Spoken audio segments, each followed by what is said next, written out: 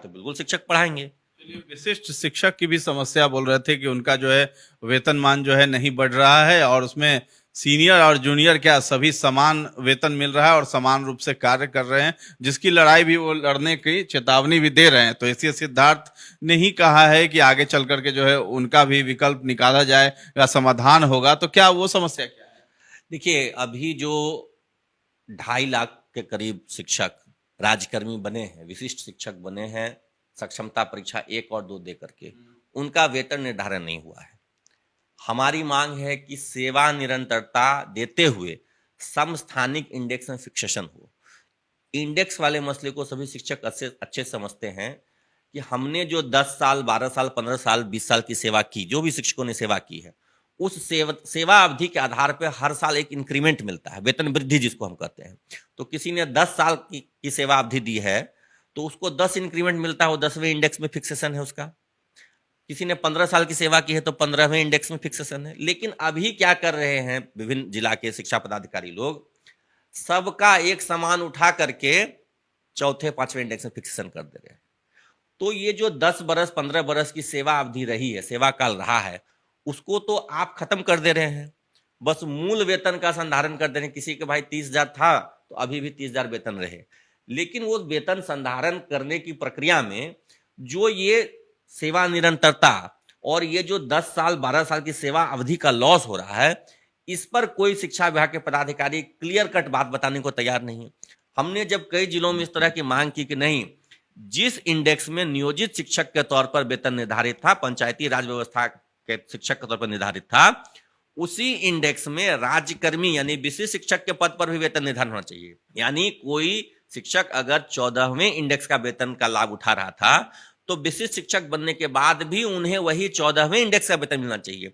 कोई 10वें इंडेक्स का वेतन ले रहे थे तो उनको अभी भी इस नए वेतनमान में 10वें इंडेक्स का वेतनमान मिलना चाहिए। ये नहीं कि मूल वेतन सिर्फ आप संधारित कर दें, संरक्षित कर दें, लेकिन इंडेक्स संरक्षण चाहिए हमें। जिस इंडेक्स में वेतन था पहले उसी इंडेक्स का वेतन चाहिए। और इससे क्या हो रहा है कि इंडेक्स का निर्धारण नहीं करने से, समस्थानिक इंडेक्स में निर्धारण नहीं करने से हर एक शिक्षक को प्रतिमाह 8 से 10,000 रुपए वेतन का लॉस होगा, लॉस हो जाएगा। समझिए कि जो वेतन उनको मिलना चाहिए उससे 8 से 10,000 का कम मिलेगा। ये सरासर नाइंसाफी है। राज्यकर्मी आप बना रहे हैं, लेकिन राज्यकर्मी बनाने के बदले में आप शिक्षकों से उनकी सेवा अवधि, उनका सेवा निरंतरता, उनकी वरीयता, उनका प्रोन्नति सब नहीं छीन सकते हैं। ये बिल्कुल असंवैधानिक है, गैर कानूनी है। सरकार जो है शिक्षकों का शोषण दोहन कर रही है। राज्यकर्मी आप बना रहे हो, ठीक है, अच्छी बात है। हम लोगों ने भी समर्थन किया कि राज्यकर्मी बनाइए, परीक्षा आपने लिया, हमने भी समर्थन किया, चलिए हम परीक्षा देने के लिए भी तैयार हैं। लेकिन इसका मतलब ये नहीं कि राज्यकर्मी बनाने के आड़ में शिक्षकों से उनकी प्रोन्नति छीन लीजिए, उनकी सेवा निरंतर छीन लीजिए, उनका जो कालबद्ध एक इंक्रीमेंट मिलता है 10, 12, 15 जितना भी जिसको इंक्रीमेंट मिला हुआ वो आप छीन लीजिए। ये सरासर नाइंसाफी है, शिक्षकों का शोषण है, उनका दमन है। कुल मिलाकर यही है कि सरकार जो है वो नियत शुरू से जो हम चर्चा किए हैं कि खराब है, और कहीं ना कहीं पेच फंसा ही देती है। कुछ बातों को मान लिया जाता है, राजकर्मी की दर्जा देने की बात हो या फिर ट्रांसफर पोस्टिंग की बात हो, दोनों को मान लिया गया, लेकिन कहीं ना कहीं पेच फंस ही जाता है। जी बिल्कुल। देखिए, सरकार की अगर मंशा शिक्षकों के प्रति अच्छी रहती, इस तरह की समस्याएं नहीं होती। बहुत सिंपल सी बात है, पहले भी नियोजित से शिक्षक बने पंचायती राजकर्मी शिक्षक, तो उस समय भी तो 2015 की नियमावली से जब 2020 की नियमावली में शिफ्ट किया गया शिक्षकों को, तो इंडेक्स तो सबका सेम रहा। पहले का पे स्केल कुछ और था, या 7वां वेतनमान का भी लाभ दिया गया, तो इंडेक्स तो सेम रहा। किसी का ये तो नहीं हो गया कि इंडेक्स नहीं, हम सिर्फ मूल वेतन संरक्षण देंगे, जबकि नियमतः इंडेक्स से संरक्षण होना चाहिए। तो अभी 2025 में, जब 2020 में ये भेदभाव नहीं हुआ, तो फिर 2025 में ये भेदभाव क्यों हो रहा है? इंडेक्स संरक्षण का लाभ क्यों नहीं दिया जा रहा है?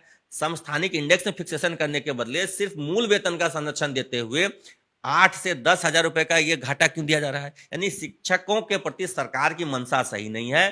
सरकार जो है शिक्षकों के प्रति विद्वेष की भावना अभी भी रखी हुई है, क्योंकि सरकार ने शिक्षकों को ये जो वेतनमान दिया या राजकर्मी का दर्जा दिया, कोई उपकार नहीं किया है। शिक्षकों ने एक परीक्षा, एक कठिन परीक्षा, ऑनलाइन परीक्षा, आप ये सोचिए बीपीएससी से जो आ रहे हैं वो ऑफलाइन दे रहे हैं, और जो नियोजित शिक्षक हैं उनकी आपने ऑनलाइन परीक्षा ली, कठिन ऑनलाइन परीक्षा दे करके राज्यकर्मी बने, यानी कि अपने मेरिट के दम पे राज्यकर्मी बने हैं।